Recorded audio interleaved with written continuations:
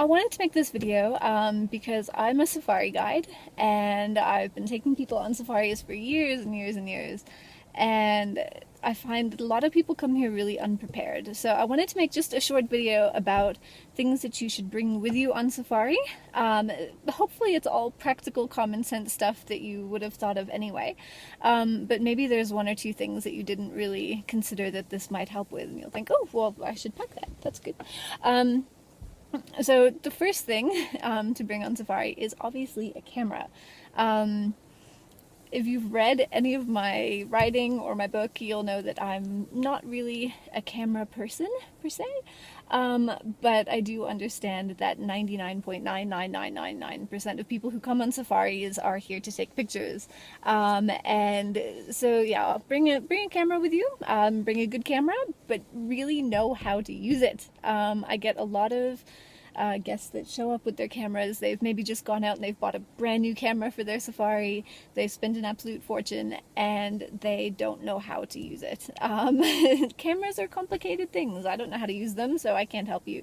So yeah, if you have a camera, get something you can use. There's no sense in having one of these monster lenses if you don't know how to use it. You're better off just using a little point and shoot camera, and I've seen some people get amazing photos and videos on safaris just using these little cameras. They don't need the big ones, but if you know what you're doing, by all means you're gonna get amazing things. So camera's important. Also, I've had a lot of people come on my safaris and they've forgotten to bring simple things like their memory cards or their battery charger or their spare batteries. Make sure that you have all of those things with you.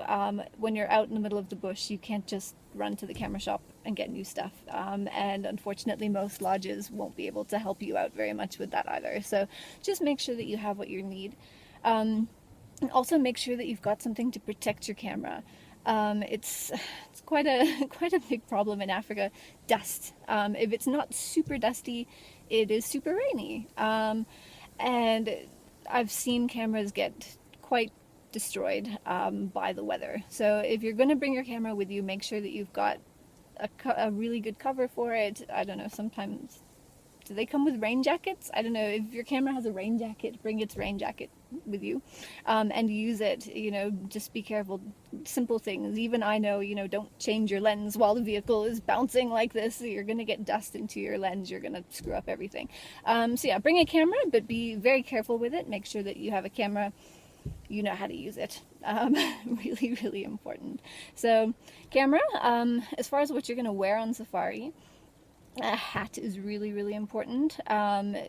Chances are you'll be on an open vehicle or you'll be walking, and you really, really need a hat to protect your head, protect your face, protect your ears.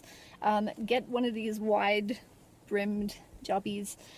They look kind of dorky. I'm the first one to admit that. They look a bit silly, but they are going to protect you much better than a baseball cap would. So yeah, bring one of these. So yeah, hat is very important. Always wear sunscreen. I know that people go on and on and on about this, but sunscreen is really, really important. I mean, look at my skin. I'm burned as we speak, and it's the middle of winter. The sun here in South Africa is very, very strong, and you need to wear a very high factor sunscreen all the time, and you need to constantly reapply it as well, because you're always sweating in the sun here. It drips down, it washes off. So yeah, so with sunscreen, keep on reapplying it every few hours. So bring a lot with you. You can always leave it behind. I'm sure there's always going to be people at lodges who are happy to inherit sunscreen. I haven't bought sunscreen for like 5 years now because I just have lots and lots of sunscreen left over from guests. So we like it when you leave sunscreen. But yeah, bring a lot of sunscreen with you. Sunscreen is very important. For safari clothes, you don't have to go overboard. You know, if you go to like an outdoor shop and say, oh, I'm going on an African safari, you know, there's going to be a lot of things that they try and sell you. They're probably going to try and sell you their entire range of technical wear, and you really don't need it. If you're coming on safari, just bring comfortable, sturdy clothes. Cotton is always good. You don't have to have this weird scratchy, everyone's into this weird scratchy stuff right now. I don't know what that's about. You don't need it. Wear a t-shirt, wear shorts, wear jeans, wear cargo pants, you know, stuff that's really, it's comfortable and practical. Just watch with your colors. If you're going to be doing a lot of bushwalks, you've got to keep your colors neutral, blend in with the environment, otherwise you're gonna get everyone into trouble.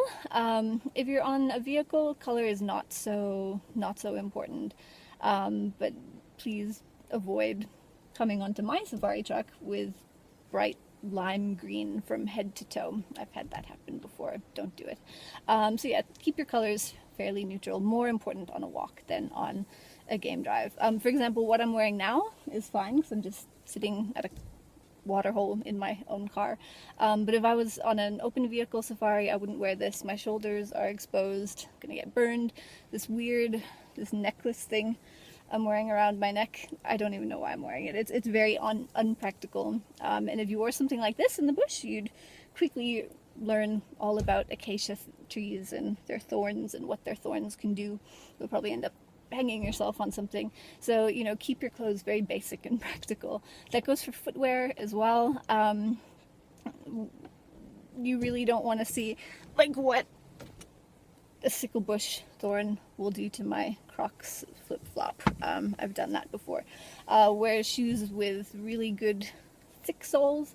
Bring flip-flops by all means, but don't use them on bushwalks. Not very smart. So bring a good sturdy pair of boots and a pair of flip-flops for comfort. That's quite important on your safari. Let's see, I have a list. What else is important? Yes, basic toiletries. Wow. You have no idea how many people come on safaris and they've forgotten things like a toothbrush. Really, I shouldn't have to say this, but think about things you need on a day-to-day basis. What do you use every day? You know, what do you use once a week? I don't know, but think of the stuff that you need and bring it with you, really. If you realize you've forgotten something, get it at the airport. But, you know, a lot of lodges cannot supply you with even a toothbrush. A lot of the time, I mean, it could be a 500-kilometer round trip to get you a toothbrush. So just bring things you know that you're going to need. Really, almost everyone forgets something really simple. Same goes for medication. Prepare for any eventuality, you know, bring headache medicine, bring diarrhea medicine, stomach medicine, especially if you've just got here, maybe you're getting used to the water, your stomach might go a little bit weird. Bring stuff that there's a good chance you'll need. If you have any medical conditions, obviously bring anything you could need with you. All lodges, game drive trucks, us personally as guides, we all carry first aid kits. But there's a lot of legislation that governs what we can do with those first aid kits. So yeah, really bring your own stuff. We have things for emergencies, but you will feel better if you have your own supplies with you. Also, if you do have any sort of serious medical conditions, you know, don't be embarrassed. Let your guide or your lodge know about it, so that if something does go wrong, we know what's wrong. We know how to help you. Tell us where your medicine is, so that we can help you administer that if it ever comes to it. And hopefully it doesn't. Hopefully you'll be totally fine on safari. It would be really bad if you weren't. Other thing to bring a water bottle. This is my water bottle. I've had it for like years and years, and it glows in the dark. It's amazing. Most of the water across South Africa is safe to drink. It's probably cleaner than the water you're even used to, but a lot of people are reluctant to try it. So ask at the lodge if the tap water is safe to drink. Then, you know, fill up your water bottle before game drives and walks, and bring that with you. Lodges will always provide you with little plastic bottles of water, but really it produces a lot of waste, and it's not necessary. So if you can drink the tap water, then please drink the tap water. It goes a long way towards helping with our problems here. You know, we've got a lot of environmental issues, and I think game lodges using thousands of bottles of water a day is not really helping us very much. Yeah, and recycling is not such a big thing here either. So yeah, please bring a bottle with you. Save the environment. We like that. Also, you know, bring an iPad. back in the day, you know, if you wanted to come prepared on a safari, you would bring lots of books. You'd bring mammal books, tree books, bird books, and now they're all in apps. They're all on iPads. So it's fantastic. I've got everything I need right here. I don't have to bring lots and lots of books with me. Again, if you're going to bring a piece of expensive technology into the bush, make sure it's protected. My little cover like this is not going to help me at all if I'm actually in the bush. When I'm out guiding, especially on an open vehicle, I've got a really serious cover on this. It can get rained on, it can fall off the vehicle. I could probably even run it over and it would be fine. I haven't tried that and I'm not going to. But yeah, make sure if you bring any technology, it's protected. Same thing goes for your phone. If at home in the city your iPhone is just naked all the time, don't think that's going to work in Africa. Get a really, really good cover for it. That's really important. I see a lot of my guests come on with their naked iPads and I'm just thinking, no, it's gonna break. And it, yeah. Okay, and then finally, the very last thing I want to talk about is the most important thing. So let's imagine you've forgotten everything else. You've forgotten your toothbrush, you don't have a hat, you don't have sunscreen, or you know, you did pack all those things and you got to Johannesburg airport and your bag got stolen, which is totally possible. The one thing that you have to still have is binoculars, always. This is the most important thing that you can bring on safari. There's really no point in going on safari if you're not going to bring binoculars. You've got no idea just how much it helps until you're actually out here. Yeah, bring binoculars. Get the best ones that you can afford. Not everyone can get sort of these top of the range ones, but you know, if you're spending $10,000-$20,000 on a safari, spend at least a few $100s on a pair of binoculars. It's going to enhance the experience so much. As a guide, I'm honestly not really going to let you use mine because mine are like 6 months salary. These are very special to me and I can't afford to replace them. And I have had a guest actually drop these on the floor of the game drive vehicle, and so they're quite broken. If I want to pull that off there, I can pull that off. And I can't afford to get them fixed. So binoculars is very, very important. Yeah, it will seriously add everything to your trip, and I don't understand why people don't bring binoculars. It's, yeah, completely pointless, really. And the reason why it's best to get the best ones that you can afford is, you know, hopefully you come to South Africa and you get a really good guide, and if we've done our job properly, we should spark in you some sort of really crazy passion. You know, you should be so excited about birds and mammals that you're going to want to go home and learn about all your local ones. And so if you've bought really good binoculars for your African safari, you're going to find that you can use them at home. You're going to get an entire lifetime out of them. So binoculars are very, very important. So yeah, that's it.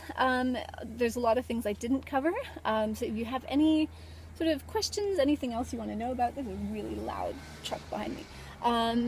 Anything else that you want to know about, just send me a message and I would be really, really happy to help you out. All right, enjoy your safari.